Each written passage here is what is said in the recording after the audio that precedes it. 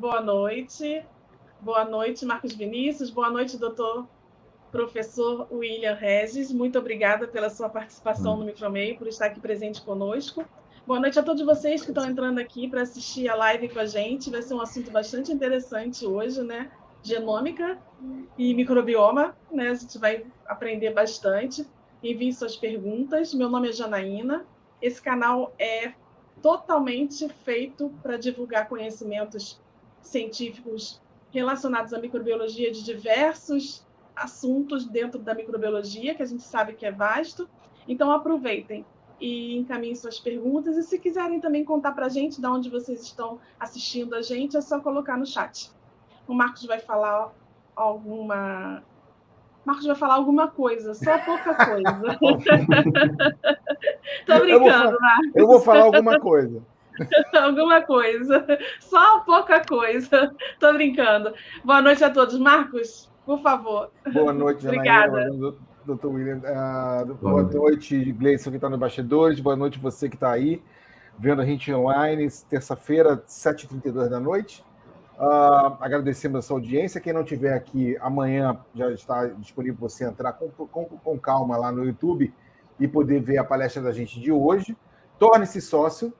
Ajude a manter essa página funcionando, né, esse canal funcionando para os próximos anos. Você entra lá e você tem duas opções de se tornar sócio.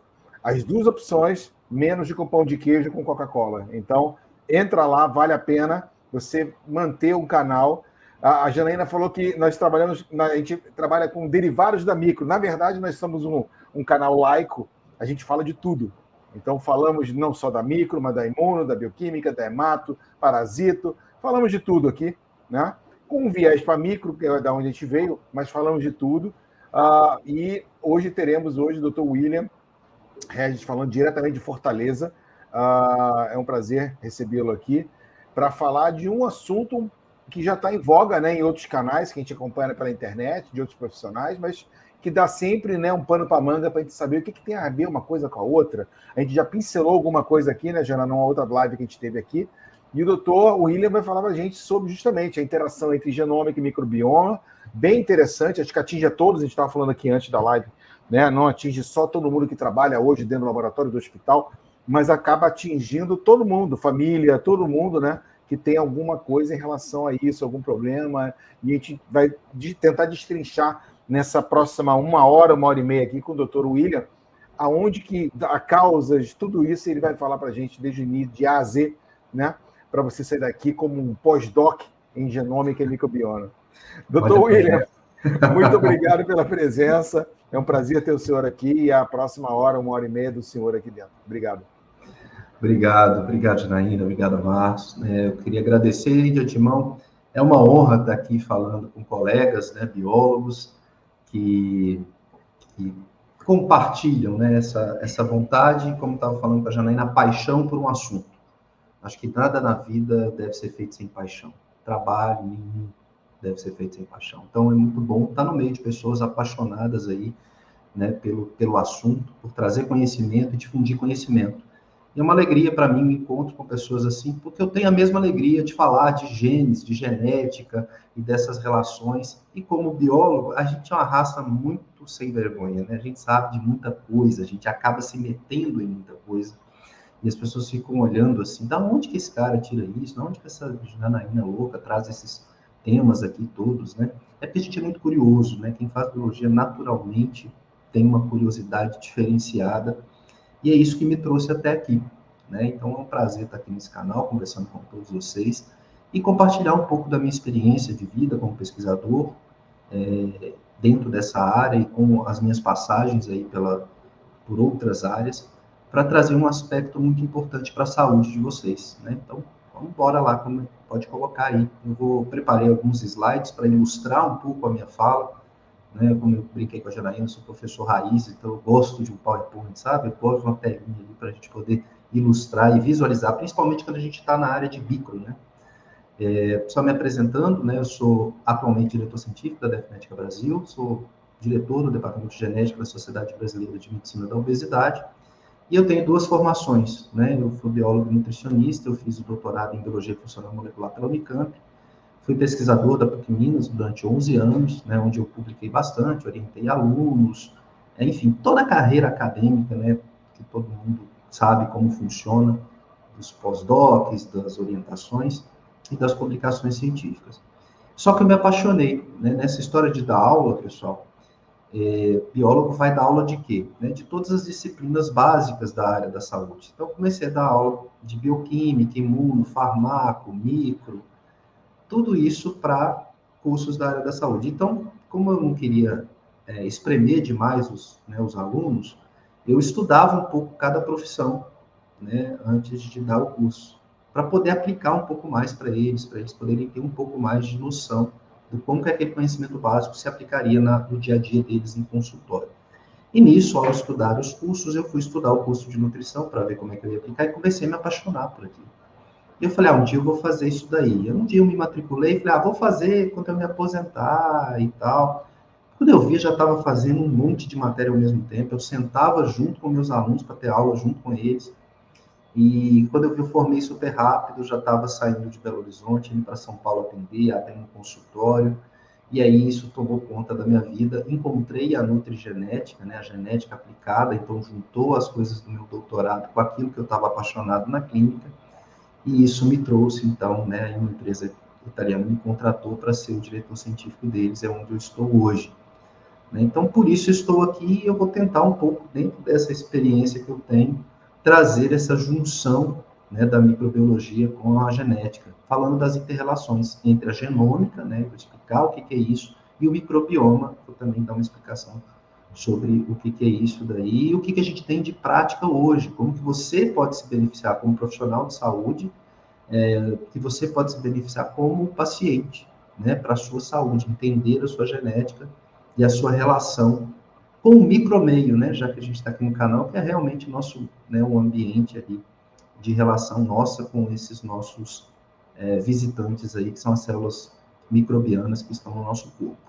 Muito bem, quero falar basicamente para vocês aqui, eu vou dividir algumas partes, eu vou falar um pouco de polimorfismo, dar uma base de genética para vocês entendam por que ela é importante. Né, falar desse mecanismo rapidamente, de polimorfismo, da relação com essa diversidade da microbiota humana. Eu vou exemplificar com um estudo de caso simples, né, de um paciente, e vou falar, então, das abordagens genéticas, mostrar para vocês alguns testes genéticos que tem de microbioma, para você conhecer, né, quem está morando dentro de você, e abordar aí diferenças genéticas, né, nessa resposta, e aí a gente conclui aqui com uma discussão. Fiquem à vontade para perguntar no chat, quem tiver aí tendo a oportunidade de assistir ao vivo, ou até vocês mesmos, né, que estão aí. É uma conversa, tem slides, mas é uma conversa fluida, a gente vai batendo um papo aqui da melhor forma possível. Bom, primeira coisa que eu quero falar, então, como é que a gente entende a genética com a questão do microbioma, né, da conhecida antiga flora intestinal, né? Eu vou focar um pouco mais aqui no intestino. A gente precisa entender polimorfismo genético. Que palavra feia é essa, né? A gente entende ou lembra mais facilmente de mutação, né? Então, vou diferenciar esses dois conceitos, porque a genética ela é meio, ela sofre um certo bullying, né, na parte clínica. A pessoa fala assim, se é genético, não tem mais jeito. Se é genético, é destino. E não é, genética não é destino. E a gente precisa entender de onde vem isso, né? Então, a importância da genética para qualquer profissional de saúde, ela está relacionada à longevidade, né? Então, toda a nossa genética, a nossa familiaridade ocupa aí 35%, né, da nossa saúde, do quanto nós vamos ser longevos. E o estilo de vida, né, o ambiente, 65%. E aí, a gente começa a falar um pouco de microbiologia aqui, né? Esse ambiente a gente pode entender como também a nossa colonização. Se a gente contar os nossos números de células, eu tenho muito mais células microbianas nessa entidade aqui, o William Regis, do que, né, se eu pegar a análise de DNA, do que o meu próprio DNA. Né? As células são menores, mas estão ali colonizando. Então, isso tem a relação dessas bactérias com a nossa genética é muito grande, porque o ambiente modula a expressão gênica. Então, a gente precisa ter isso em mente. Quando eu falo, né, de genômica nutricional, eu estou falando de interação genes-nutrientes. E eu tenho, obviamente, uma interação também do DNA com o próprio metabolismo desses nutrientes, né? Do metabolismo do que a bactéria faz, né? Eu tenho um colega que ele fala assim, quando você for almoçar, nunca fale você vai almoçar. Fale, nós vamos almoçar. Você vai primeiro alimentar suas bactérias e elas é que vão interagir, né, com os seus genes. A partir daí que existe todo o processo de digestão. Então, isso é muito importante. Então, a gente tem que entender aonde que a gente está falando. Vamos olhar aqui, né, a casinha dessa nossa conversa. Né, o DNA é uma molécula bem conhecida, que fica ali no nosso cromossomo, só para a gente relembrar, e dali do centro é o centro de comando. Né? Então, eu tenho o gene da insulina. O gene da insulina, ele não vai mexer com a glicose no teu sangue. Ele vai produzir uma proteína chamada insulina, que vai, então, coordenar o teu metabolismo para consumir aquela glicose. Então, é daqui, desse centro de comando, que tem a informação. Bom, então a gente sabe, né, numa fábrica, né, no serviço, no nosso trabalho, se o chefe fala coisa errada, o que vai acontecer? Os funcionários vão fazer coisa errada, né? Então, se a informação do DNA está para uma proteína errada, para uma informação um pouco deficiente, eu vou ter problemas, né? Eu vou ter problemas porque não vai expressar da forma correta aquilo que eu deveria fazer. Então, se a insulina está um pouco, vamos dizer assim, está com alguma troca genética, ela vai ser ineficiente, esse indivíduo vai ter diabetes.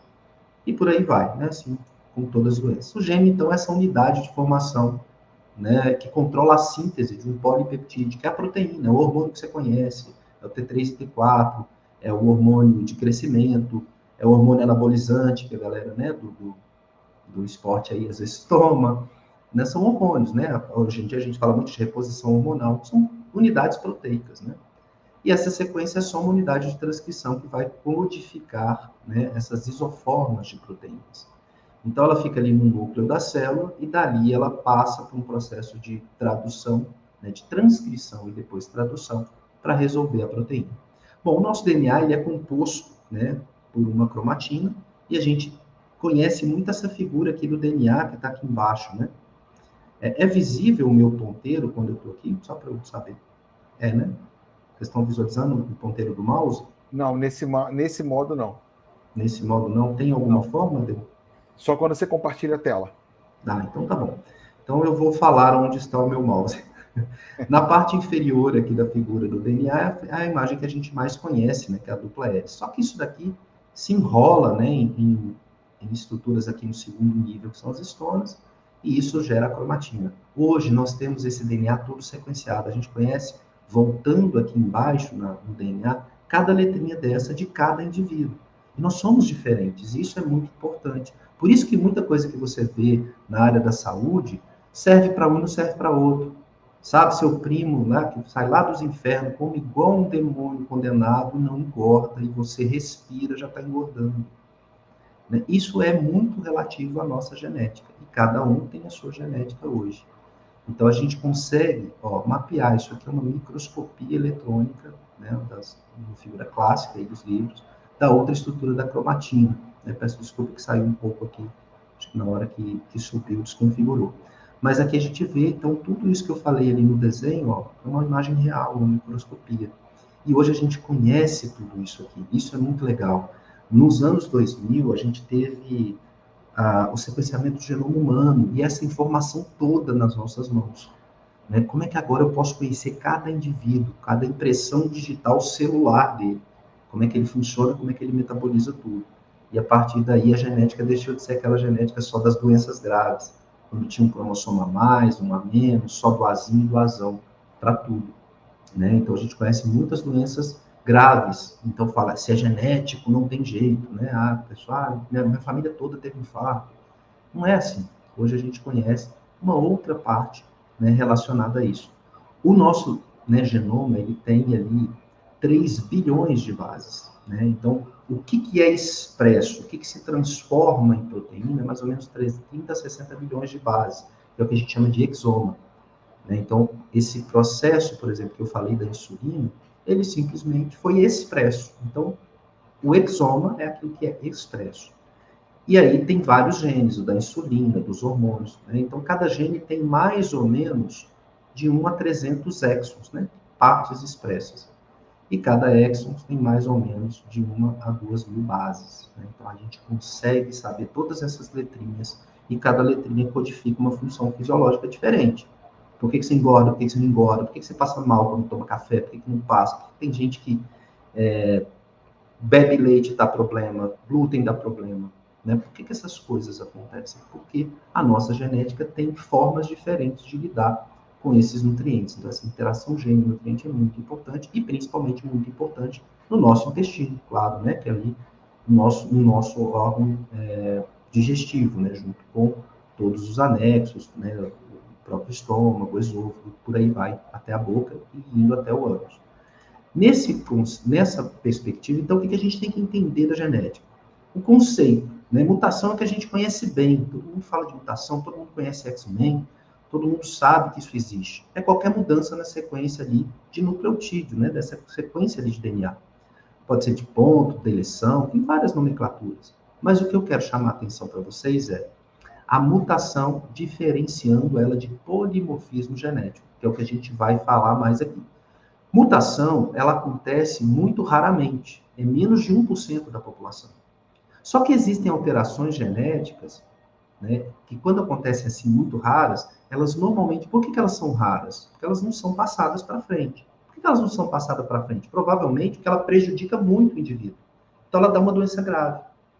Então, por exemplo, fenilcetonúria, essas doenças graves aí que são erros inatos do metabolismo, que a perspectiva de vida é muito pequena, né? Então, a criança às vezes vive ali até os 15, 16 anos, às vezes até menos. É muito sofrido, são doenças mais graves. Você tem que ter muito dinheiro ali para investir em fórmulas, para poder dar conta de ter uma qualidade de vida. Né? Fibrose cística, são doenças graves, que acontecem em menos de 1%. Então, esses indivíduos não têm chance de reproduzir, então não tem muitos indivíduos mesmo na população. Só que existe uma condição genética, mutações ou alterações genéticas, que elas são diferentes, mas elas não impedem o indivíduo de crescer, de reproduzir, de passar aqueles genes para frente. E a gente tem uma coisa bacana da biologia, que é a variabilidade genética. Né? Eu tenho um pai e uma mãe com o mesmo DNA. Por que meus irmãos não são iguais? Por que eles não são iguais a mim? Porque, obviamente, no momento ali da fecundação, existe uma ligação cruzada. Né? E aí, algumas, que a gente chama de crossover ali no momento do rearranjo do DNA. E isso faz com que os indivíduos sejam diferentes. É importante para a natureza que eles sejam diferentes, que eles tenham interações diferentes. Então, a gente observa que algumas alterações genéticas, que não são mutações, que classificamos mutações com menos de 1% da população, tem grupos. Eu tenho grupos de pessoas que são diferentes. E hoje, o mais legal é que a gente conhece as diferenças. Então, eu sei quem metaboliza melhor proteína, quem metaboliza melhor carboidrato, quem vai ter maior ou menor impacto no microbioma, que é o que a gente vai aprofundar daqui a pouco. Mas isso é muito legal, começa a explicar coisas do nosso dia a dia. Por que a dieta cetogênica funciona para uns e dá doença em outros? Por que tem uma briga nas redes sociais ali, falando de jejum intermitente? Tem gente que acha que é bom, tem gente que acha que é ruim. Por que os estudos científicos dão muitas diferenças até hoje? Funciona, não funciona, fulano viu que funciona, Beltrano viu que não funciona, aí você tem que esperar anos para ter muitos estudos e uma revisão sistemática para mostrar. Mas isso tudo é populacional, não existe uma regra, nós somos únicos. E depois do genoma, isso meio que até perde sentido, é melhor você conhecer, né? Óbvio que os estudos populacionais devem sempre continuar, claro. Mas você tem a possibilidade de saber quem é você, se conhecer. Por que eu tomo leite e tomo café? Por que eu não posso com trigo ou posso? Você vai observando isso, porque você faz parte de um grupo, né, de pessoas que têm ali o que a gente chama de polimorfismos de nucleotídeo único, que pode ser encontrado em toda a região do nosso genoma. Né? Então, é uma troca pontual de uma única base nitrogenada. Eu tenho ali o meu DNA, né, a sequência dele, dentro daqueles milhares lá, e eu tenho ali, ó, indivíduo C, G, de cima para baixo na imagem, né? GCA, A, na segunda imagem, GCA, G, e por aí vai, né? Então, eu posso ter indivíduos diferentes, eles são viáveis, eles estão por aí, mas eles têm formas de apresentar o gene diferente. Esse primeiro aqui, roxinho, pode ter diabetes, esse aqui Talvez não, só uma insulina limítrofe, e esse aqui, indivíduo laranja, pode ser normal. Então, eu posso ter alterações diferentes. Ou no próprio nível de tolerância ao leite. Esse aqui não tolera nada, o outro tolera mais ou menos, e o outro não tem problema nenhum com a lactose. Então, são formas, polimorfismos, são formas diferentes, né, dessas moléculas biológicas, né, dessas proteínas. Então, a gente tem vários tipos e padrões, né, elas podem ser agrupadas. Então, hoje eu posso fazer o que eu chamo de personalização. Então, eu tenho indivíduos aqui, todos de uma cor só, né, que era o populacional, lá em cima, no topo da figura, né, e eu posso tipificar agora essas pessoas. Então, eu posso agrupar. Aqui tem o indivíduo 1, 8, 9, 19, 7, 13 e 11, né, todos dentro desse grupo aqui. Antes eu dava um tratamento só. Então, a gente está falando de microbiologia aqui. O que vem na cabeça de todo mundo? Probiótico, né? A gente começa a pensar em saúde probiótico. Agora eu posso personalizar. Eu posso, de acordo com a genética, que probiótico eu vou dar para o grupo verdinho, que probiótico eu vou dar para o grupo amarelinho. Isso tanto para medicamento, para probiótico, para alimento.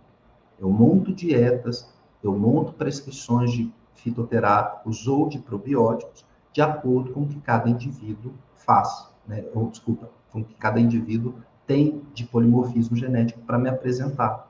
Então, a gente pega os estudos e monta, né, estratégias em cima disso. E isso é muito bacana, permite uma individualização, né? A gente sabe, principalmente no âmbito intestinal, que as pessoas sofrem muito com problemas intestinais, estufamentos, gases, irritação, diarreias ou prisão de ventre, né? Mulheres na menopausa começam a ter muita alteração de microbioma, e isso causa um desequilíbrio hormonal também associado. Então, a gente precisa começar a ficar mais atento a esse tipo de situação. Então, como é que a gente vai falar um pouco desses impactos, né? Das variações genéticas, né? E na composição do microbioma. Então, de acordo com o que o seu organismo apresenta como genes, você vai ter uma variação mesmo, né? Na composição do microbioma. O que é o meu microbioma? É o conjunto de bactérias que colonizam o meu intestino. A gente ainda tem uma linha, né, de falar, olha, existem bactérias do bem e bactérias do mal, né? Então, a gente ainda tem essa divisão, mas nas últimas discussões científicas, o que a gente precisa é de variabilidade. Como um ecossistema, como na Terra. Por que a gente precisa, numa floresta, de ter vários organismos, várias cadeias tróficas? Todos são importantes, todos têm um papel. Então, a gente está caminhando mais para essa diversidade, né? Então, quanto mais diversa for, lógico que a gente sabe que tem uns que são mais inflamatórios do que outros, mas eles têm que estar ali presentes, não numa quantidade exacerbada. Então, esse desequilíbrio é quase como um desequilíbrio ecológico, um desequilíbrio ambiental, quando você tem diferentes tipos bacterianos, né? Então, a gente vai falar da associação desses polimorfismos também com doenças relacionadas à microbiota, e eu quero falar também das implicações terapêuticas que a gente pode fazer com relação a isso. Então, conhecendo o genoma, você pode saber exatamente com o que até tratar ou modular essa resposta e interação que esse indivíduo tem com os micro-organismos desde o nascimento, né? Para vocês terem uma ideia, então, entrando um pouco mais aqui, né, dentro... E, pessoal, se eu estiver falando uma linguagem um pouco difícil ou que alguém estiver assistindo não for muito público aqui, né, vocês me avisem que eu dou uma explicada mais tranquila. Mas a gente precisa entender, né, o que é, então, essa diversidade microbiológica dentro do meu organismo, principalmente no intestino? Eu tenho que ter, basicamente, essas espécies aqui, né, esses filos e essas espécies. Então, obviamente, se eu estou saudável, eu tenho basicamente esse equilíbrio aqui, né, de firmicutes, de bacteroidetes, que são os filos principais, né, e dentro deles, né, actinobactéria, proteobactéria, e fusobactéria principalmente, a verrucomicrobia, ela também é importante, como todas as outras, mas eu tenho que ter esse equilíbrio. E o que acontece? Eu vou nascer, né, eu vou sair do útero, eu não vou estar colonizado ainda, né? Então, essa colonização começa a partir do momento do nascimento. Então, é muito importante, né, a gente ressaltar aqui e falar da importância do parto normal. Quando tem um desequilíbrio dessas espécies, eu chamo um quadro, isso tem um nome clínico, é um quadro clínico de disbiose, um desequilíbrio. Quando uma das coisas que a gente avalia, né, o risco de desbiose, quando a gente vai falar o risco de desbiose de um paciente, a gente avalia a alimentação, um monte de coisa. Mas a primeira pergunta que eu faço no consultório é: qual foi o seu parto? Nascer de cesariana e nascer de parto normal faz diferença, porque a primeira colonização, né, você está dentro do útero, não tem bactéria nenhuma em você. Você nasceu, o primeiro contato que você tem é com o microbiota vaginal da mãe. É ali que você começa a ter a primeira colonização. E depois você vai ter ali um suporte do leite materno para te proteger imunologicamente, principalmente do colostro. E isso é muito importante. Né? Eu não trouxe aqui, porque eram dados de uma monografia, mas eu li uma monografia de um menino que fez um trabalho muito bacana, mostrando a diferença de leite materno e leite e fórmula. Né? O quanto que a fórmula deixa a microbiota, né, de recém-nascidos menos diversa. Então, ela avaliava lá as fezes de quem dava fórmula e avaliava as fezes de quem ela dava leite materno. E mesmo quando ela tentava alternar, porque mães fazem isso muito, eu dou leite materno, mas a fórmula também. O leite materno não conseguia regular o microbioma das crianças.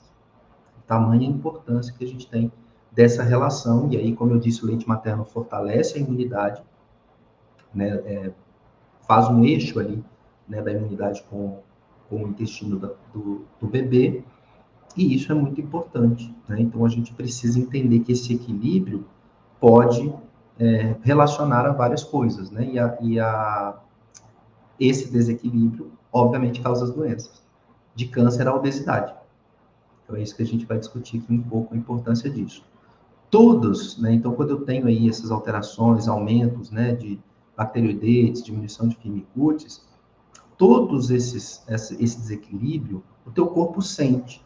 Quando tem algo errado, qual é o principal sintoma? Quando um corpo estranho entra na gente? É a inflamação. E o intestino inflamado é uma das piores coisas que você pode ter para a sua saúde. Tem gente que fala assim, chega em consultório para mim e fala assim, não, eu estou bem, o intestino nunca funcionou bem, mas eu estou ótimo. Não, você não está ótimo. Não tem como você estar tá ótimo. Mas só tem prisão de ventre, eu vou no banheiro 2 vezes na semana. Eu quase quero internar a pessoa, não pode. Né? Não está certo isso. O intestino tem que funcionar bem, não pode ter diarreia, não pode ter prisão de ventre. Porque senão tem algo errado. Muita gente não sabe, tem problema intestinal e por isso está com depressão.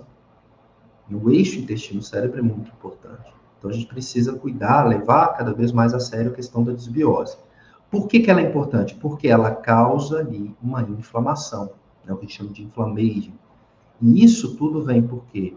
Né? Ou por processos como obesidade, estresse oxidativo, anos de exposição a proteínas inflamatórias, não só proteínas, mas também agrotóxicos, conservantes de alimentos, adoçantes têm sido pesquisados aí nessa história, danos ao DNA de formas diversas, por substâncias tóxicas, e a própria imunossenescência, que é o nosso envelhecimento. Tudo isso inflama o intestino.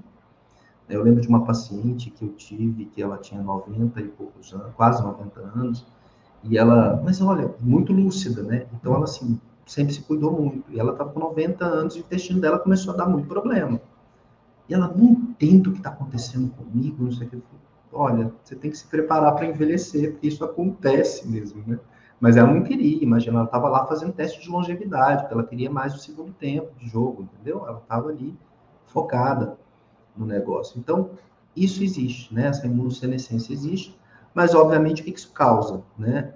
Exacerbação do nosso processo de envelhecimento, aceleração das doenças relacionadas à idade e, obviamente, falência crônica, né? De várias partes, rins, osteoartrite, processo de disfunção cognitiva, sarcopenia, que é perda de massa muscular, fraqueza, doenças cardiovasculares e câncer.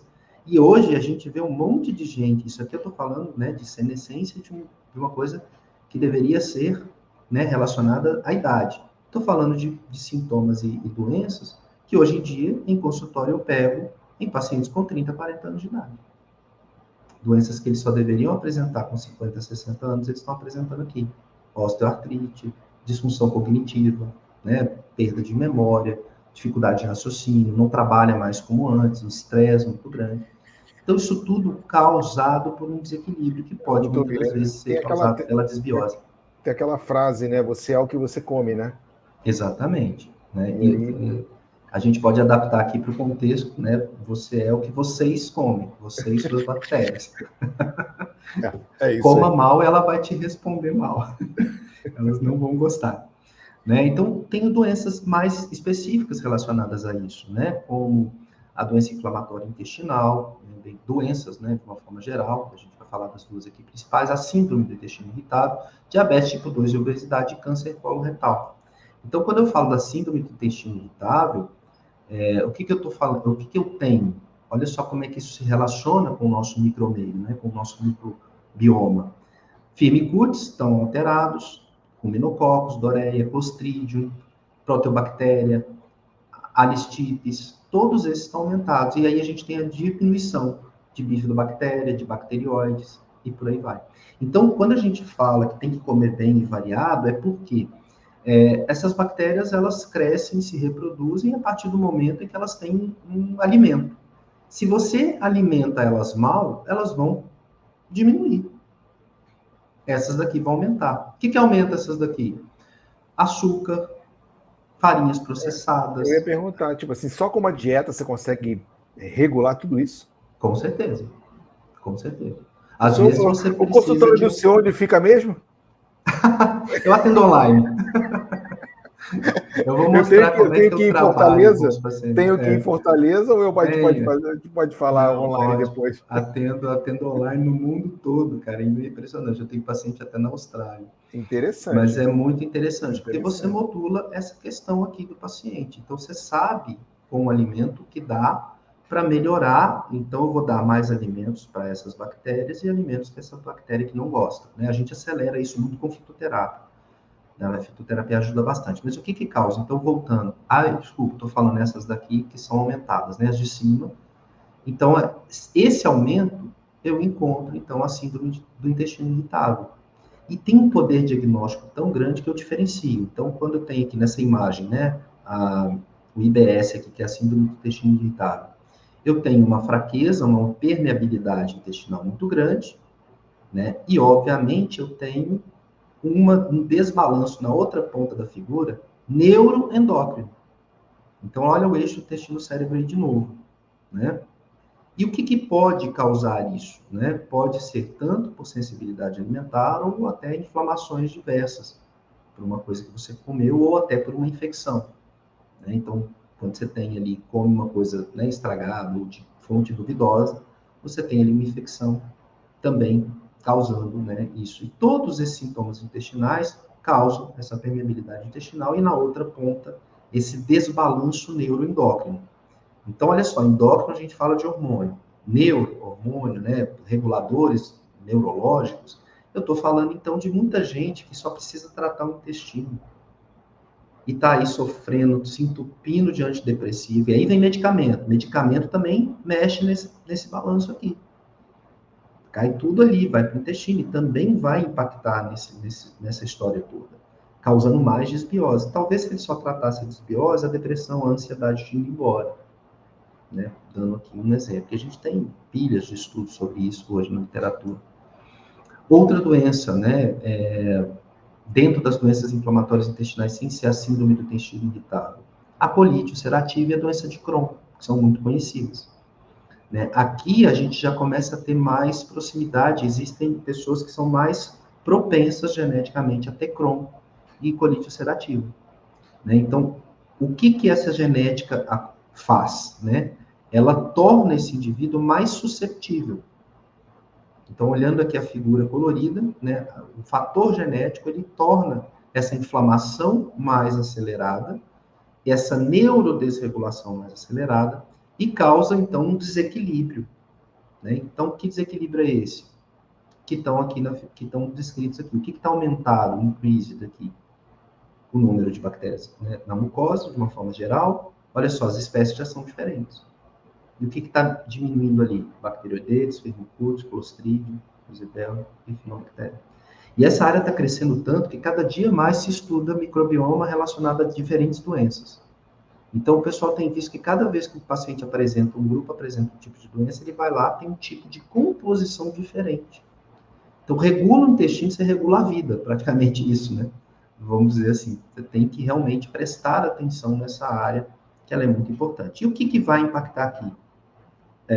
O uso, né, de antibióticos, a imunossupressão.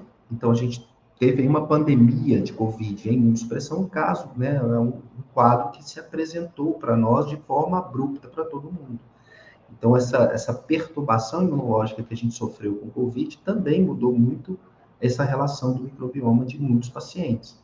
E a própria modificação da dieta, né? Então, à medida que nós fomos tendo alimentos, né, pensando na evolução humana, alimentos que são industrializados, que tem mais farinha, que tem mais aditivos, a gente foi empobrecendo em fibras, em variabilidade de nutrientes. E essas bactérias, elas têm um paladar, né? Elas têm ali uma preferência metabólica que precisa dessa variedade. E você tem, então, com a nossa evolução, uma massificação da nossa dieta. E aí eu tenho dois problemas, né? Eu unifico, que é saudável para todo mundo, o que pela genética já cai por terra, cada indivíduo é diferente um do outro, como a gente, né, quando eu mostrei ali. E aí a gente começa a ter problemas também agora com a diversidade. Uma dieta só, pobre em nutrientes, que não me deixa regular, e aí as pessoas começam a adoecer. Tem o primeiro sintoma, o que acontece? Corre e toma um medicamento. Esse medicamento, aí você vira um ciclo, né? Então, a gente vê hoje, né? Eu tenho uma colega que é especialista em renal. Não tem fígado e rim que dê conta mais de tanto medicamento. Você toma medicamento, tem efeito colateral, aí toma outro medicamento para o efeito colateral, que tem outro efeito colateral, e na hora que você vê, estão 5 coleguinhas, um do lado do outro, assim, de medicamento que você está tomando.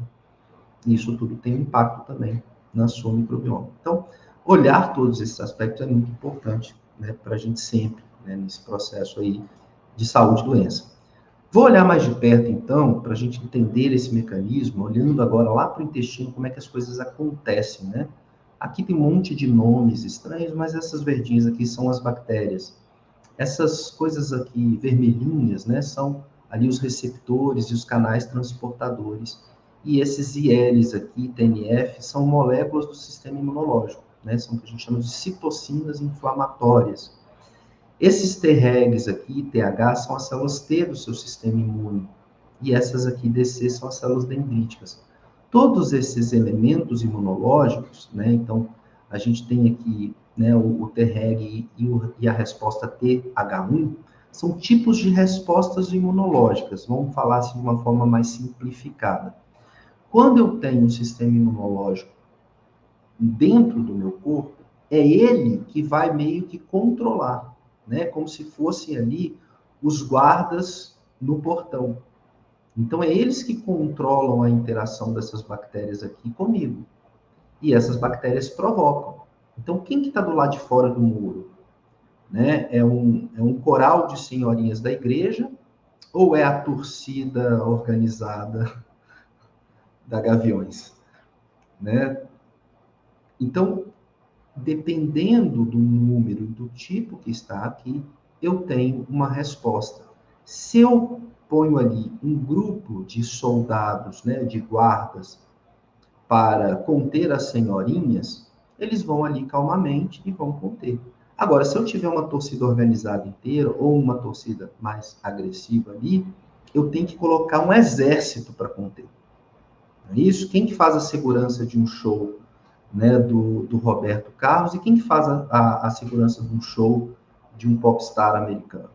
Não são tipos de seguranças diferentes, porque o público ali é diferente. Então, quando você começa a favorecer bactérias muito agressivas, você tem uma resposta mais agressiva. E aí essa inflamação começa a perturbar o teu corpo como inteiro, né, como todo. O teu corpo inteiro vai para o espaço. Primeiro que vai é o eixo intestino-cérebro, porque o nervo vago comunica direto ali o intestino com o cérebro. E aí ele começa a dar informações lá para cima. Tipo, estamos em guerra aqui, tem alguma coisa errada, esse indivíduo tem que sair daqui. Ele começa a incomodar aquele indivíduo, que a gente tem que pensar como animais, para sair daquela situação. Se o indivíduo está triste, ele muda de ambiente, ele migraria para outra terra, né? Ele vem para Fortaleza, e aqui tem sol, ele fica mais feliz. E é isso que a gente esquece um pouco, né, como ser humano. Por isso, como a gente não muda, né, não é fácil mudar, a gente tem que mudar a alimentação mesmo. E aí favorecer ter mais paz aqui. Então, hoje em dia, existem pessoas que a gente já mapeia alguns polimorfismos que tendem a ser mais agressivos, até mesmo contra as bactérias boas. Então, é isso que promove a susceptibilidade da pessoa a ter Crohn, a ter uma doença mais grave no intestino, porque ela já tem um intestino mais reativo. Tudo que cresce um pouquinho mais, ela já está inflamando o intestino, o indivíduo já está com diarreia, já está com ou com uma prisão de ventre acentuada, alguma coisa desse tipo. E aí começa a ter troca aqui, ó. Tá vendo essas barreiras intestinais? Guardem bem aqui, ó. Logo abaixo ali, pensando no canto direito, tem o B frágilis, né? Tem o PSA ali, tem uma ondinha que parece um muro. Né? Essa ondinha que parece um muro é a barreira, né? O epitélio intestinal. Tá vendo essas bolinhas que tem nela? Aquilo ali são moléculas de adesão. É o que permite ser barreira, tá? Uma grudada na outra. Se isso ficar permeável, como eu falei, o termo permeabilidade intestinal, eu vou afrouxando. Aí essas bactérias, as toxinas dela, começam a entrar para dentro. Aí vem a resposta imunológica toda em cima. Né? Tem gente que tem falha nesse Treg. Tá vendo que o Treg tem uma seta lá da outra ponta, né? Treg e L10. Ele tem uma seta ali bloqueando, né? Essa inflamação. Tem gente que não tem ele muito bem, então ele não bloqueia. Aí a inflamação vem, o intestino incha. Quando incha, tem muita água, aí dá muita água, dá diarreia, né? Então o indivíduo sofre ali no intestino por causa disso. Mas guardem essa questão da barreira, que eu vou mostrar num caso prático aqui, né, de saúde muito, muito próximo a isso. No câncer coloretal, que é uma doença grave, né, a gente também tem isso. Então, né, a gente vê aí as pessoas, o número de câncer coloretal, gente, aumentou absurdamente nos últimos anos. E aí, quando você vai estudar as fezes desses pacientes, está tudo lá, ó. Isso aqui está aumentado, fusobactéria, proteobactéria, E. coli está diminuído, Firmicutes e bacteroidetes. Normalmente, esses indivíduos que desenvolveram câncer têm um microbioma muito pobre, tem muito pouca diversidade. Então, tem que cuidar. Você quer prevenir câncer? Não tem, o que é prevenir o câncer? O que eu tomo? Não é o que você toma, é o que você come todo dia, não tem jeito, né, de você não fazer dessa forma. E aí, obviamente, né, a gente não podia deixar de falar do mal que nos assola, né, que é a obesidade. Então, para vocês terem uma ideia, o experimento clássico, né, que deu origem aos estudos sobre obesidade e bactérias, eles fizeram um experimento com ratos. E o que eles fizeram? Eles pegaram ali, ratos são monogênicos, né? Pegaram linhagens monogênicas, que são muito parecidos, eles não têm a variabilidade que a gente tem, os irmãos são quase todos iguais, né? Eles são muito parecidinhos, um ratinho com o outro. E aí o que eles fizeram? Pegaram, colocaram, separaram dois grupos em gaiolas. Ratos, eu não sei se você sabe, né? Eles são coprofágicos, eles comem cocô. Então, eles comem fezes. E eles botaram numa gaiola uma dieta equilibrada para um grupo, e na outra gaiola cresceu um grupo com uma dieta hiperlipídica, hipercalórica, com muito lipídio, com muito carboidrato, com muito açúcar, para outro grupo. Obviamente, o que aconteceu com o grupo da dieta hipercalórica? Ficou obeso, e aí deixou crescer. O que eles fizeram? Né? Esse é o experimento clássico, lá de trás com animais. O que eles fizeram? Pegaram os ratinhos magrinhos e colocaram na gaiola com os gordinhos. E aí, como eles são coprofágicos, o que eles começaram a fazer? Comer as fezes dos obesos e começaram a engordar. Porque eles foram colonizados pelas bactérias que estavam diretamente no intestino daqueles gordinhos. Então, essa mudança no microbioma, essa modulação intestinal, é importantíssima no processo, por exemplo, de emagrecimento. Aí, lógico, depois disso fizeram outros estudos em humanos, não iguais, né? Mas a gente começou a ver que isso daí tinha um impacto muito grande. E aí a gente vê, né, no microbioma desse paciente. Então, em consultório, Marcos, às vezes o paciente chega e você tenta a restrição calórica, você tenta um monte de coisa, mas ele não emagrece. Porque ele está colonizado dessa forma aí. Não consegue mudar. Você tem que mudar isso aqui primeiro para depois saber o que está acontecendo. E eu vou mostrar na prática como é que a gente faz isso em consultório daqui a pouquinho. Muito bem, né? Diabetes tipo 2 também, né? Comer muito açúcar, a mesma coisa. Né? Então, além de tudo, a gente tem muito mais patógenos oportunistas, muito clostrídio e muita depressão, né, de organismos produtores de butirato, né, que também ajuda, o butirato ajuda ali, né, faz parte dessa regulação glicêmica, tem uma função direta mais importante. Então, se a gente olhar tudo isso, o ponto central é a inflamação, né, e a gente pode, com a alimentação, decidir para onde que a gente vai, né, o ômega 3, por exemplo, ele bloqueia TLR4, TLR4 é um receptor, né, que vai dar a função, vai ajudar na função imunológica. Então, ele ativado, ele produz uma série de citocinas inflamatórias, mas o ômega 3 bloqueia ele.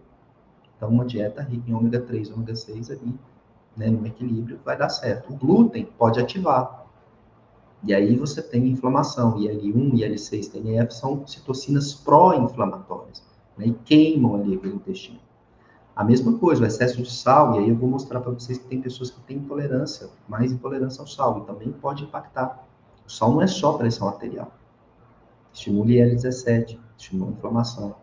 Gorduras saturadas da manteiga, dos queijos amarelos, tudo isso aumenta a inflamação. E né, a carne vermelha, o açúcar, tudo isso causa desbiose. Mas olha aqui quem bloqueia, a maçãzinha está ali, ó, bloqueia a desbiose. Então, a gente precisa ter o olho nesse processo, né? Então, quando a gente pensa, né, nessa relação, a gente sabe que as características genéticas individuais, ou seja, o impacto dos polimorfismos genéticos na composição da microbiota, influencia, né, tanto na expressão gênica, na resposta imune e no metabolismo, né, como a gente viu aí nesses 3 casos. De um jeito ou de outro, tem essa influência importante, porque a genética de cada indivíduo ali é mais reativo do que o outro, e tem coisas na alimentação escondida que a gente nem sabe. Eu quero contar para vocês, né, que é a abordagem que a gente faz investigativa com um teste genético. A gente tem como saber tudo isso hoje. Né? Então, a gente vai fazer isso, vou compartilhar aqui agora a minha tela, avaliando os pacientes geneticamente. Tá dando para visualizar aí? Alguém só me responde se está dando para ver? Não, ainda não. Ainda não. Ainda? Saiu a tela anterior, agora. Tá. Então tá bom. Não, retornou para onde estava antes. Pronto, agora eu achei. Agora dá. Agora sim. Viu? Pronto. Sim. Então, como é que a gente faz isso hoje? Como é que eu descubro tudo isso, né? Eu posso fazer teste genético do paciente para saber todo o perfil dele.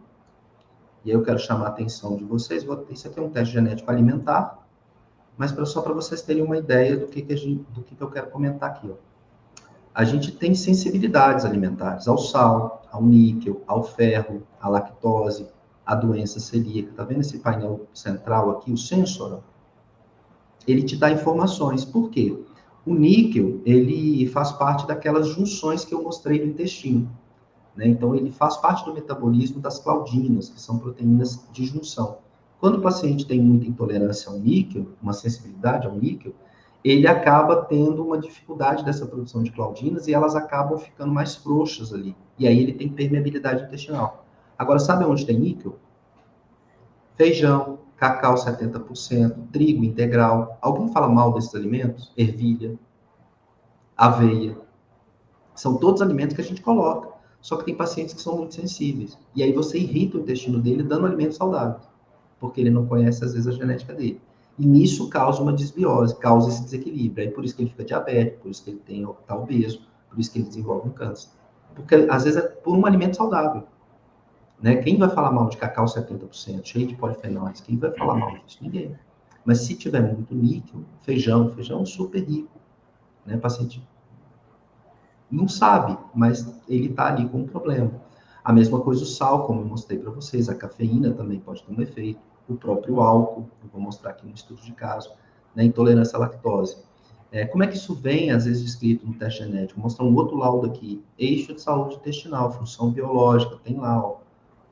direitinho. Isso aqui, gene, SNP, risco, é todo o genótipo e o resultado. Olha lá o risco do paciente. Por quê? Ele tem problema com a lactose. Então, ele vai ter uma inflamação intestinal por causa da lactose. E aí, na clínica, o que eu posso fazer hoje? Eu posso começar o tratamento com o paciente e fazer um teste de microbioma dele. Olha só que interessante. Eu faço uma análise do microbioma intestinal. Isso aqui é um exemplo de um teste, né? Ele vem ali com toda a metodologia, mas ele me dá a qualidade geral, o enterotipo predominante, os potenciais patógenos, os probióticos que eu tenho que usar, né? O risco anti-inflamatório que eu tenho, no caso aqui esse paciente é muito ruim, né? O anti-inflamatório dele está vermelho, está quase zero, a funcionalidade nutricional e o perfil para doenças, o risco dele, de acordo com a qualidade. Então, o laudo ele vai realmente fazer um screening de quem são as bactérias que estão no seu intestino naquele momento. Né? Tem esse teste, tem um outro modelo aqui, ó, de proporção de filos, tá vendo? Bacteroidetes. Então, hoje, você pode ir num laboratório e comprar esse teste e fazer na sua casa. Manda para eles analisam depois de um tempo. Eles te mandam o resultado. E com isso, o profissional de saúde sabe direitinho o que vai fazer, tá vendo? Todos aqueles filos que eu falei, eles têm um processo ali que vai ser, de acordo com cada profissional, conduzido. Né? Aí ele vai ver, aí ele vai fazer uma formulação de qual o probiótico ele vai dar e por aí vai, né? E a gente ainda pode fazer coisas mais longe ainda. A gente pode fazer análise de metabolismo, né, que são os testes de metabolômica, né, de saúde intestinal, para ver os produtos que a bactéria está produzindo lá dentro. Então, hoje, a gente tem, dentro da genômica, muitas possibilidades para fazer esse tipo de inter-relação, né, com o paciente no consultório, para trazer mais saúde para ele mesmo, né, então, com um teste genético, e aí você consegue fazer coisas lindíssimas, né, eu vou mostrar aqui um exemplo de um paciente. A gente fez o exame genético dele, tem aqui essas sensibilidades. Metabolismo do ferro, né? Nem comentei, mas vou comentar aqui no caso. O ferro, todo mundo pensa em quê? Em má absorção, né? Só que não é só má absorção. A gente pode ter um problema de absorção excessiva. Tem uma máxima na nutrição que você quer melhorar ferro do paciente, né? No caso de anemia, é você dar vitamina C. Só que tem paciente que tem predisposição aumentada para o ferro, então você tem que tirar a vitamina C de perto das fontes de ferro. Então, olha como é que você quebra paradigmas da nutrição quando você personaliza geneticamente e principalmente, né, quando a gente vai falar de saúde intestinal, né, dessa relação aí. Então, já mostrei os testes para vocês. Esse aqui é um exemplo e a gente fez isso com esse paciente aqui que tinha sensibilidade, né? Fizemos um programa ali de 3 meses com ele, paciente de 48 anos, apresenta dor abdominal, diarreia, inchaço, má absorção, consequente perda de peso, né, uma certa desnutrição, relata fadiga, astenia. Antigamente, né, do diagnóstico normal não tinha diagnóstico para doenças inflamatórias intestinais, mas ele estava com sintomas. Por quê? Né, os exames deram negativo para doença celíaca, ele só falou que era alérgico a ácaro, gramínea, moça, já vi que era um indivíduo que geneticamente era mais alérgico, né? E aí a gente foi avaliar ele, né? Olha só, todos esses parâmetros aqui alterados. As enzimas, homocisteína super alta, vitamina D baixa, sódio hemático, né? Tem um comprometimento ali de metabolismo de lipídios, já também tem próximo do limite, né? E aí, vamos ver o teste genético dele. Só de sensibilidade ao sódio, muitas alterações, principalmente no SGK1, né, os dois polimorfismos aqui, é o que eu resumo. Aqui da parte da direita, da esquerda da tela, né, a primeira parte, sensibilidade genética ao sódio, tem os genes e o genótipo do paciente. Né, e aqui a gente traz o que é a variante. Então, o que a gente tem que fazer? Reduzir a ingestão de sal na dieta, deixar de fumar, porque ele fumava, e sempre, né, estimulando ele a atividade física. A gente viu sensibilidade genética ao níquel, a história que eu contei para vocês da Claudina. E aí, o grande problema é realmente as fontes de níquel, né? Como essas tight junctions estavam ali abertas, você começa a ter uma briga imunológica ali, né? O sistema imunológico combatendo, então ele vai matando umas, outras vão sobressaindo, e aí você, na hora que vê, tem um desequilíbrio no microbioma, por causa de um problema genético do paciente. Então, aumenta o risco dele de ter uma desbiose. Então, ele tinha vários fatores ali. Sensibilidade genética ao álcool, ele também tinha uma predisposição genética, o álcool ali era mais tóxico para ele. E aí a gente vê, né, que hoje esses genes estão relacionados a outras doenças também.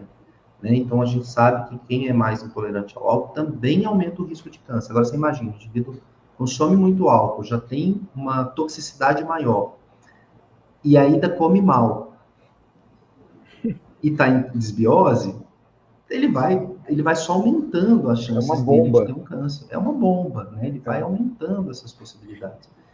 E aí, eu estou falando de uma, né, de uma lógica. Todo mundo fala assim, quem bebe muito vai ter cirrose. Não é só na cirrose que tem esse problema.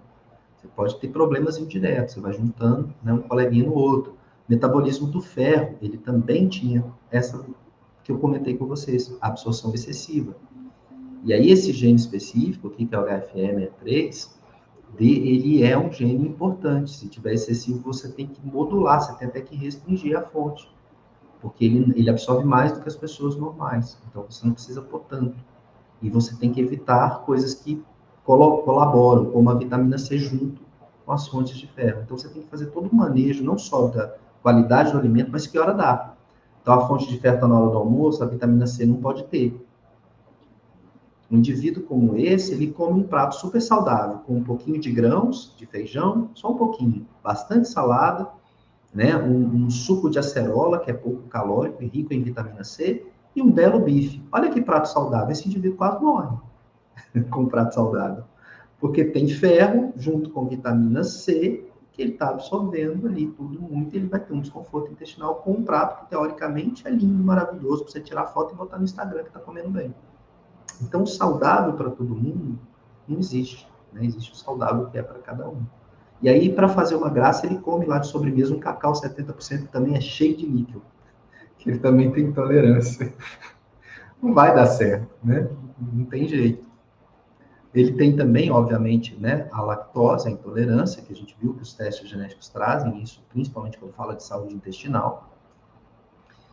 E também para a doença celíaca, ele tem uma suscetibilidade mais baixa, né? Então, foi feito todo um trabalho com esse paciente, de sensibilidade ao álcool, a gente reduziu as bebidas, ao sódio a mesma coisa, a gente foi ali, né, fazendo dentro do que dava. No ferro, a gente limitou carne vermelha, leguminosa, reduziu o aporte de vitamina C, o excesso alimentar à base de gordura, fritura e álcool junto, né? Com relação ao níquel, a gente excluiu, mas não evitou. Olha só alimento saudável que tem no níquel. Cereais integrais, nozes e avelãs. Quem é que fala mal disso? Mas a gente teve que reduzir. Né? Todos os legumes, arenques, aspargos, tudo isso tem que ser reduzido para esse paciente. Ele já não, né, o saudável demais em grande quantidade, que muito nutricionista libera, para ele poderia ser uma morte certa, né? Desenvolver até um câncer ao longo do tempo. E é por isso que a gente vê muita gente saudável com câncer que não entende, mas eu sempre comi bem. Aí a pessoa começa a achar que é karma, que é outra coisa. Não, é o comer bem que te levou a isso. Por causa da sua genética. Você realmente tem um outro tipo de padrão alimentar. E aí, na lactose, né, a gente eliminou. E olha só, tudo que estava em vermelho antes, a gente salvou a saúde desse paciente aqui. Ele recuperou as enzimas, o fígado dele agradeceu, levantou a mão para o céu, né? Porque ele já não estava mais naquela inflamação vinda do intestino o tempo inteiro, dando trabalho para o corpo dele todo, né? E, obviamente, homocisteína, que é um indicador também muito... Apareceu alguma coisa aqui que eu fiz, que é um indicador muito importante, cardiovascular, né? Homocisteína alta é neurotóxica, é cardiotóxica, né? Então está envolvida em Alzheimer, Parkinson, em doenças neurodegenerativas graves, ela prejudica. E a dele, graças a Deus, a gente colocou aqui no nível. Então, só tem, né, quando você junta essas duas coisas, você só pode ter benefícios, né? Você vai realmente olhar a genética do indivíduo, ver como que essa genética prejudica esse microbioma, e existem também, obviamente, na literatura, polimorfismos genéticos da biodiversidade. E eles estão relacionados ao quê? Às interleucinas, aos toll-like receptors, que é o TL4, que a gente mostrou ali, né? E essa expressão gênica, obviamente, também vai ter uma interação, né? Então, o que você dá para a sua microbiota em termos de resposta, ela também te devolve. Então, ela devolve toxinas. E ali, à medida que esses grupos vão mudando, né, a bactéria, quando ela vai crescendo, ela começa a produzir substâncias tóxicas para matar as outras. Se você favorece, né, teoricamente, do mal, ou um grupo mais do que o outro, você causa desequilíbrio populacional. E esse desequilíbrio populacional causam as doenças que eu estou falando aqui, né, desde o começo. Né? E a gente, então, precisa pensar nessa resposta imune, né, desses polimorfismos, isso precisa ser avaliado, como eu disse para vocês, já existem testes aí que fazem isso, e, obviamente, ao longo dos anos, né, isso foi evoluindo. Né? A microbioma que a gente tinha na população no início do século XVI, isso provavelmente era diferente do que a gente tem hoje. O nosso ambiente mudou, a nossa água mudou, o nosso consumo alimentar mudou, né? A atmosfera mudou. Tudo isso, de alguma forma, vai ali mudando todo, né? A gente vê a mudança climática no planeta, a gente não vai sentir ela no nosso corpo. Então, é um desequilíbrio ecológico, no final das contas, que a gente tem quando a gente não observa para isso. Mas, graças a Deus, também, né, a gente evoluiu ali dentro da ciência. Hoje a gente consegue mapear, então eu não preciso ficar só em sinais e sintomas. Se eu estou em dúvida, eu peço o teste de microbioma para o paciente, vejo exatamente quem é que está, e aí eu começo a dar na proporção o que está faltando, né, o que está reduzido, eu vou fazer uma intervenção com pré-bióticos e probióticos muito mais direcionadas para aquele paciente na prática clínica, para ele poder fazer isso. Né? Então, basicamente, né, variações genéticas, interação hospedeiro, resposta, né, às doenças associadas e à terapia, é o que a gente tira ali de lições, né, dentro dessa temática aí de polimorfismos e o nosso microbioma. Está longe de se esgotar esse assunto, né, eu acho que fica aqui uma discussão inicial, uma provocação, né, para todo mundo, pensar em sua saúde, né, então eu queria me despedir, né, dessa fala, né, deixando um recado para vocês, que a medicina personalizada e preventiva pode te ajudar nisso, né, a gente pode ter intervenções direcionadas, né, então, cardápio ideal, a suplementação ideal, e a gente pode monitorar a resposta terapêutica, isso que é muito legal. Né? E aí, com longo, na pesquisa, que a gente tem de aplicações potenciais, aí é imenso, né? Nós temos biólogos aqui na sala, eu já imagino que na cabeça de vocês vieram 1000 projetos de pesquisa possíveis de serem feitos, né, com isso, no desenvolvimento de biomarcadores para cada tipo de polimorfismo. Então, a gente tem coisas, né, a gente teve o nosso passado, a gente tem o nosso presente, o que já está disponível, e a gente tem um limite, o céu é o limite aí do que a gente pode explorar ainda de conhecimento dentro dessa área. Né? Então, fica aí o meu muito obrigado, e agora, se a gente tiver alguma outra questão... Olha, vou te falar que foi 1 hora de... Eu estava pensando aqui, me colocando... é aquele negócio. Foi super interessante e super assustador. Eu não sei se eu estou mais assustado ou mais... Eu avisei. Eu estou com muito interesse e muito assustado. Não sei qual que está maior aqui em mim. Aqui. Marcos, eu estou impactada. Não, cara... Eu estou impactada, doutor Muito William. Legal, muito doutor William. Foi muito legal mesmo. Pela sua explanação, realmente, assim... deixa a gente muito reflexiva em vários... É o tipo da palestra que eu vou desligar o computador aqui, vou sentar para jantar, vou ficar olhando para a parede. Vai ficar no cantinho olhando, né? Vou ficar deprimido. Eu vou olhar para a geladeira e vou ficar deprimido. A gente tem, acho que a gente tem uma pergunta, né? Tem uma pergunta do Nelson, que é bem interessante, a pergunta dele. Joga aí o Gleison. A gente costuma... A microbiota intestinal... e o nosso genoma estão inteiramente ligados. Excelente pergunta, Nelson. Olha só. Bem interessante. Vou só explicar em que lugar o Nelson está, não sei qual que é a profissão dele. Ela possui um poder de modificar as estonas do nosso DNA? Sim. Quando eu falei para você da permeabilidade, ela produz ali algumas substâncias, essas substâncias podem marcar o nosso DNA. Então, as estonas, elas regulam a expressão gênica. O mecanismo químico que faz isso, lembra quando eu mostrei a foto do ambiente do genoma, Nelson? Então, ali é a ideia. Como é que isso é feito na prática? Por mecanismos epigenéticos. Que mecanismos são esses? São mecanismos químicos, acetilação, metilação. que é a modulação epigenética. Como é que o ambiente entra lá dentro e faz isso? Quimicamente. Então, regulando processos de metilação, químicos de metilação e acetilação. Aonde esses processos acontecem primordialmente? Nas estonas. Então, toda vez que eu metilo, acetilo, modifico quimicamente a estona é como se fosse um suporte, um carretel de linha que o DNA está envolvido. Se eu tenho ali acetilação, metilação, processos epigenéticos que travam, é como se eu não desenrolasse mais. E eu preciso desenrolar esse carretel de linha para duplicar e para abrir a fita de DNA e copiar. Então, se, por exemplo, existe um processo epigenético que metila a estona na região da insulina, ele travou o carretel. Imagina um carretel de linha com a agulha atravessada. Igual sua avó, né? A nossa avó fazia muito isso. Para a linha não soltar, ela passava a agulha ali na linha e prendia. Esse carretel não abre mais. Então, a expressão da insulina, por exemplo, está prejudicada. E essas bactérias, elas podem fazer isso diretamente, por modulação epigenética, ou por um controle também, né? Eu falei ali da homocisteína. A homocisteína está muito envolvida com o complexo B, e que está envolvida em mais de 300 milhares de reações de metilação. Então, a metilação, a acetilação, são reações químicas de controle. É como se fosse um on e off. Eu ligo ali o gene e desligo. Eu não gosto de usar o termo liga e desliga com gene, não, porque ele é meio exagerado. A gente só tem isso mesmo na fase ali de diferenciação dos tecidos. Mas só para a gente entender para efeitos didáticos, Nelson, ela modula mesmo essas estonas. A modulação epigenética é assim. Ela vai produzir toxinas ali que vão causar efeitos ou diretos ou indiretos, né? Então, a gente sabe que tem marcadores epigenéticos que a gente pode utilizar. Tem elementos que vieram de vírus e de bactérias que a gente usa hoje em terapia gênica. A terapia gênica é feita a partir dessa modulação epigenética. Eu consigo modular a expressão gênica por microRNAs e por aí vai.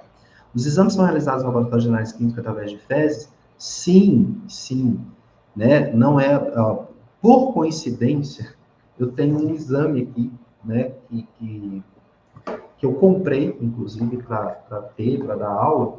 É um exame muito simples. Ele vem com uma caixinha que você mesmo coleta. Não tem que ter requisição, nada para comprar isso? Não, normalmente você pede por algum profissional de saúde que vai saber avaliar, né? Mas ele vem com um tubinho assim, ó, não sei se dá para ver bem na câmera. Tá. Basicamente, o rolê é o seguinte, não é um exame de fezes convencional, né? Você tem todo um preparo ali, você pega esse cotonetezinho aqui, ó, coloca nas fezes, depois coloca nesse tubinho e manda pelo correio na caixinha que eles mandam, e aí eles vão fazer toda a análise genotipada das bactérias que estão ali. Então, eles fazem um sequenciamento para ver qual filo direitinho, qual é esse. Isso é no Brasil? É no Brasil. A gente tem no Brasil, assim, como o teste genético. Como é que eu trabalho com meus pacientes? O que eu faço? Como eu atendo à distância, eu defino com o paciente o pacote que ele vai trabalhar comigo, né, lá do meu acompanhamento, eu mando para casa dele um kit de teste genético que ele pega da boca, né, que ele vai fazer toda a parte alimentar e de doenças crônicas, câncer, tudo que a gente coloca, e manda um kit desse para casa dele. E aí ele faz direitinho, segue as instruções, segue a coleta. Depois eu recebo os laudos e aí eu faço toda a intervenção, a dieta, o probiótico, de acordo com o que ele tem. São analisados através de fezes. Esse sim, e o da alimentação é feito da mucosa bucal. Então são testes que você mesmo coleta em casa. Não tem. Sempre importante fazer com um profissional, porque depois você vai ter que interpretar isso. Sim. Né? Então, se você interpretar isso errado, sair jogando no Google, você vai fazer muita besteira. Porque nem tudo, né? Você tem que ter... Em algum caso desses de resultado, a gente não consegue reverter que não. Você olha e fala, não tem como resolver isso, está perdido. Então vamos para o extremo. Caso perdido. Eu estava tentando não mexer muito com a cabeça de vocês, mas em casos extremos... Tem várias perguntas aqui. Não, em casos extremos em que o indivíduo não consegue de jeito nenhum modular, tem uma doença inflamatória muito difícil, porque aí você não consegue, ele não come já direito, tudo, ele passa mal, porque já está o ambiente já está tão destruído. Hoje em dia existe uma tecnologia chamada transplante fecal. Eu ia perguntar sobre Realmente isso. vou fazer um tratamento com esse paciente para ele ficar o mais, né, tratado possível. E aí, como eu não vou conseguir naturalmente fazer com que aquela população se reproduza, eu vou fazer com ele um transplante fecal. Então, assim, isso já existe, existem laboratórios e hospitais aqui no Brasil que fazem transplante fecal. Isso é feito, obviamente, a gente não vou pegar a fezes de alguém e colocar lá, não, tá? Essas fezes são... Existe um banco de fezes em que, né, isso é colocado no meio de cultura, identificado, e essas fezes são preparadas, né, e colocadas ali, né, por metodologias distintas, mas tem várias formas de você dar essas fezes para esse paciente, para que você já tenha um número de bactérias que dê conta de colonizar. Porque o que a gente faz em laboratório, em casos mais tradicionais, que não são graves, é fazer a modulação. Então, eu vou mudando o ambiente alimentar, essas bactérias naturalmente vão se organizando. Só que existe, sim, casos graves que você não consegue modular de jeito nenhum, aí você encaminha para um transplante mesmo. Nessa modulação lenta, assim, né, que vai mudando aos poucos, quanto tempo leva, mais ou menos, assim, para a gente ter uma resposta? Semanas a meses, depende do qual foi a adesão, né? Eu sempre tenho protocolos com os meus pacientes, eu nunca deixo eles em menos de 6 meses. Porque a gente sabe como que é difícil mudar a dieta, não adianta a gente se enganar, não é de um dia para o outro. Uhum. Então você tem que ir vendo o que gosta, o que não gosta. Tem dia que ele consegue uma coisa, tem dia que não. Só que às vezes uma coisa simples, como um doce, para o impacto da dieta não tem problema, mas o doce já mudou o microbioma dele. Sim. Entende? Então, assim, é um processo de entendimento que comer leva... fora, você não tem acesso a... Você vai no aniversário, não vai comer um docinho, vou comer. Só que você está no meio do processo ali, favorecendo o Firmicutes. Aí você destrói tudo. Você com açúcar, tudo, aí pronto. Ele estava quase vencendo, aí a outra vem e sobe de novo. São coisas que as pessoas não veem, né? Mas acontece. Tem que ser obstinado. Tem que ser obstinado. Exato. E, doutor William, pediatria, nesse sentido, existe essa mesma menção para criança, no caso? Por exemplo, eu faço eu falei da idosa, né, que tinha um teste quase 90 anos. O mais novo que eu fiz tinha 4 meses.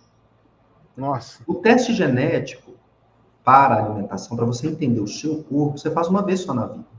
É um investimento que vale muito a pena, quanto mais cedo você fizer, melhor, porque você já sabe a predisposição à doença. A gente está falando de quanto, doutor William? Quanto que a gente está falando? Só para saber se para o pessoal que está aqui na live, o quanto que é acessível isso? Muito acessível. Esses testes eram feitos só com celebridades. Aquele teste da Angelina Jolie, que foi famoso, que ela até arrancou, né, os seios e tal. Esses testes eram $25 mil há alguns anos atrás. Hoje em dia, é menos do que um iPhone. Então, por exemplo, você faz um teste genético alimentar, ele sozinho... R$2, R$3 mil. R$3 mil, 3 pouco. Um teste de microbioma é em torno de R$1.500, R$1.600. O de microbioma, você faz, regula, e aí, às vezes, você tem que fazer de novo para ver se está tudo ok. Está tudo certo. Mas não é um teste que você vai fazer todo ano. Você vai fazer quando precisa, né? Fez, deu tudo certo, está tudo ok, equilibrado, você mantém aquela dieta e vida que segue. De vez em quando você pode repetir se você tiver algum sintoma, alguma suspeita. O teste genético, não. Você faz como bebê, o seu gene não muda.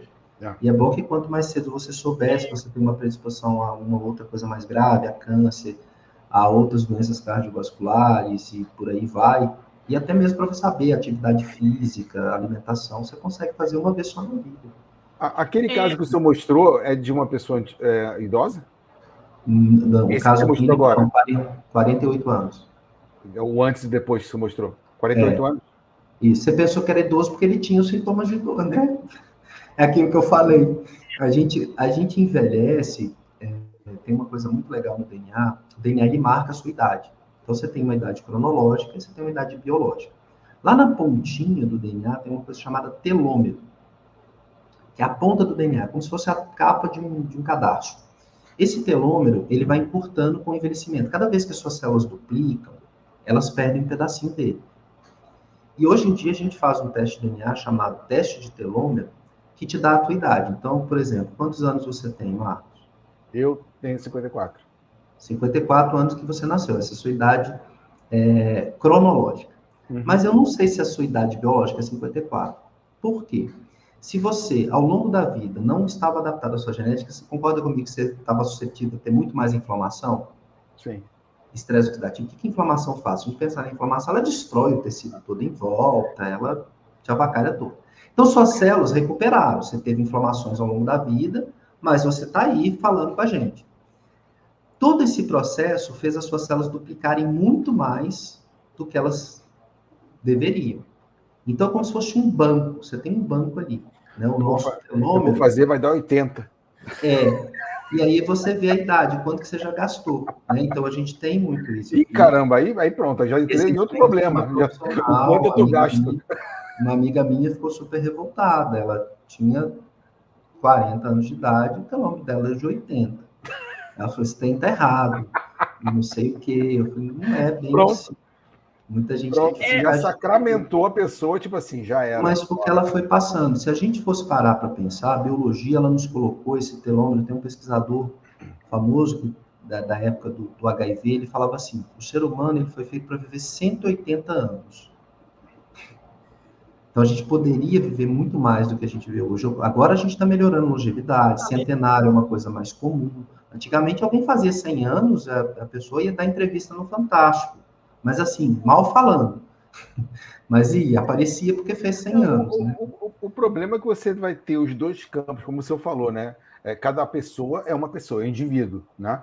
A gente sabe, por exemplo, que a região do Mediterrâneo, né? O pessoal que mora na Itália, que tem uma condição de alimentação bem específica dali, né? Azeite, oliva, fruta, a quantidade de velhinha com 105, 110 é absurda.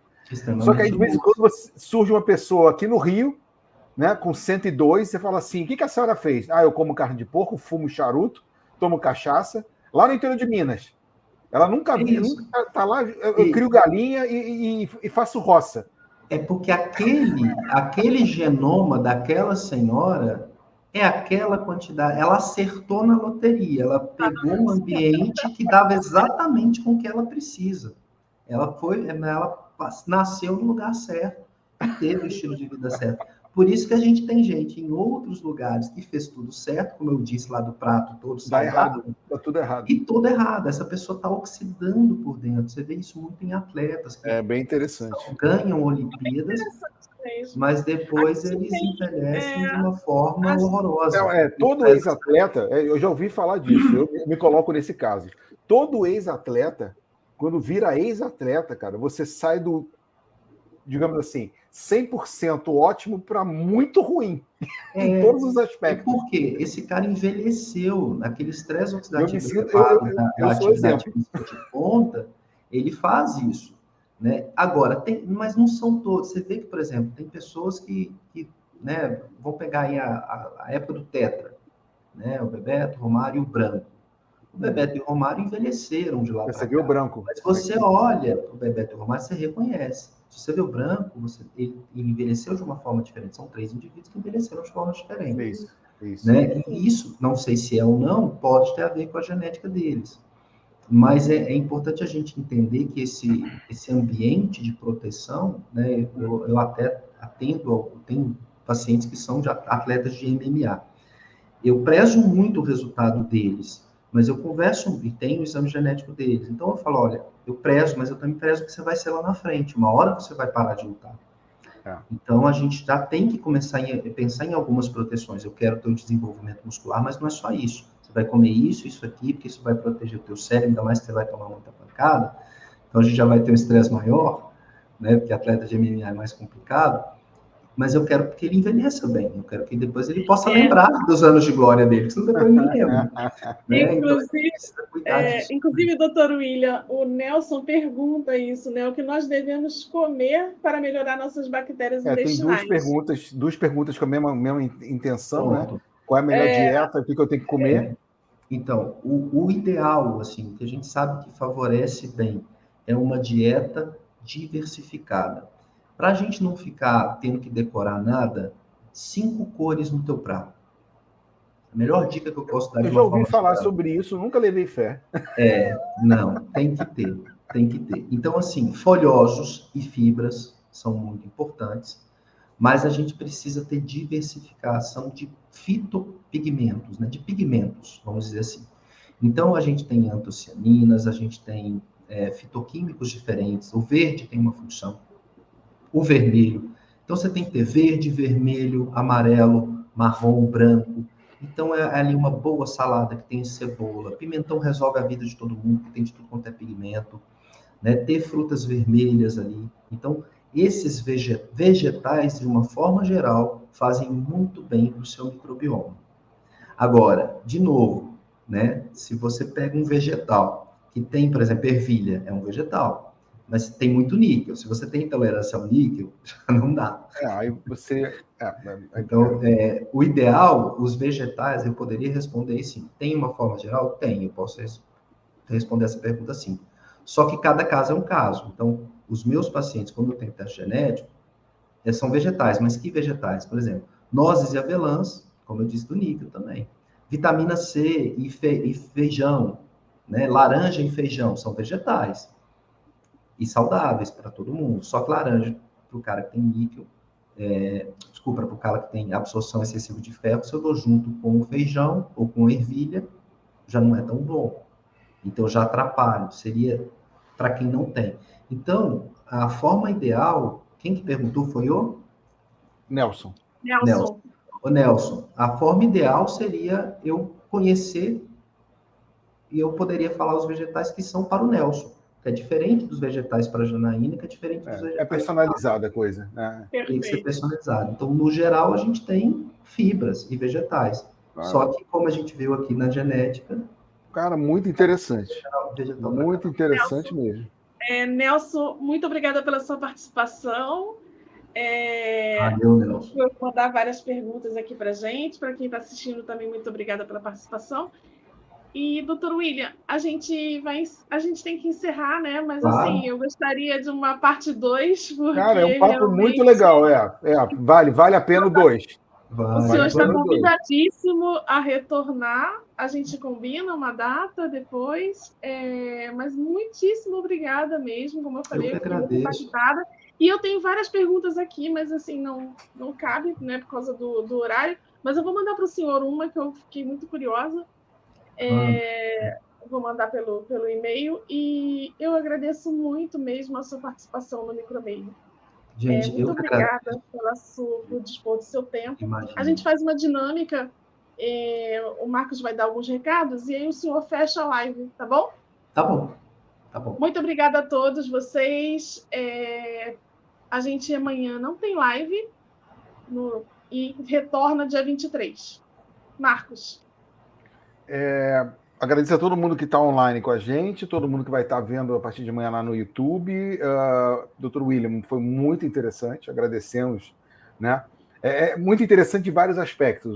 O aspecto de que o senhor é um microbiologista que transitou e migrou para a área de nutrição, mas continua ainda totalmente vinculado à microbiologia, só que de uma outra maneira. Isso é bem legal. A gente que não está no meio, né, é bem interessante essa parte da microbioma. Tem algumas pessoas que eu conheço que estão trabalhando com isso e tal, né? O Alessandro lá do Sul, então é bem legal, vinculado isso a estágios por exemplo, o Alessandro trabalha com autismo e microbioma, ou seja, são vários estudos. São vários estudos. Esteve aqui. Desculpa, Marcos. Doutor Salles esteve aqui. Desculpa te interromper, mas doutor Salles também esteve aqui com a gente, um professor de Goiás, falando sobre essa relação também do cérebro com o intestino, né, que foi muito bacana também. Aquilo que o doutor William falou, o cérebro fala diretamente com o intestino. Diretamente. Né? Eu teria uma linguagem bem popular para mostrar esse tipo de ligação, eu não vou falar aqui, porque nós somos pessoas... Mas não pode. Nós somos todas pessoas graduadas e não vamos fazer uma coisa tão feia assim, mas todo mundo entendeu já qual é a ligação. Então, doutor William, muito obrigado. Acho que vale a pena ter lado 2 da coisa, entrar mais nesse estudo. Lembrando para todo mundo que a gente colocou aqui, né, passou aqui embaixo, mas vai estar lá no YouTube amanhã. O Dr. William tem o site dele, onde você entra lá. Eu já estou com o site dele aberto aqui, que eu estava dando olhada em algumas coisas. Então, existe... você que tenha dúvida, você pode entrar lá no site do Dr. William e mandar pergunta para ele. Tem lá consulta e tal, a pessoa da área. Acho bem interessante. E acho que o futuro é esse. Acho que a partir do momento que a gente tenha novos exames, né? Como o senhor falou, de $25 mil caiu para R$3 mil, ok, ainda não é acessível a todo mundo, mas já está muito melhor acessível do que você pagar um carro, né? O custo de um carro no exame, né? Então, acho que é bem legal. Eu brigo muito com isso, mas tudo bem. Na minha fala, eu finalizo falando um pouquinho sobre isso. Tá bom. A gente agradece e aí o senhor finaliza agora com as suas mensagens. Muito obrigado. Então, é isso, pessoal. Eu agradeço. Em primeiro lugar, eu parabenizo vocês pela iniciativa, né? Estou encantado de conhecer aí o Micromeio. Me mande os links todos para eu ver depois mais os colegas aqui falando também. E é isso, para mim é o futuro. Eu brigo muito quando o pessoal fala que ainda está caro, porque eu falo assim, você troca de celular 2 vezes a cada neto, pelo amor de Deus, vai fazer um negócio. Fica um ano, você vai morrer de trocar. O que é caro? O que é caro para você? Caro, né? Depende do valor que você não prestou atenção ainda. Tem uma paciente minha, eu gosto de deixar sempre esse recado. Ela chegou para mim, ela não tinha os testes genéticos, ela chegou na primeira consulta, ela trouxe 9 suplementos que ela tomava. Porque ela tem essa curiosidade como a do Nelson aqui. O que eu tomo? O que eu como? Né? Então, tudo que ela ouvia falar, e eram bons suplementos, que realmente tinha evidência científica, 9. E aí, quando eu fiz o teste genético, ela precisava de 3, realmente. 2 ela até tomava. Um, que punha ela em risco, que era justamente para prevenção de doença neurodegenerativa, ela não tomava. E aí eu fiz a conta para ela, tá aqui, a partir de hoje você está economizando R$500 por mês.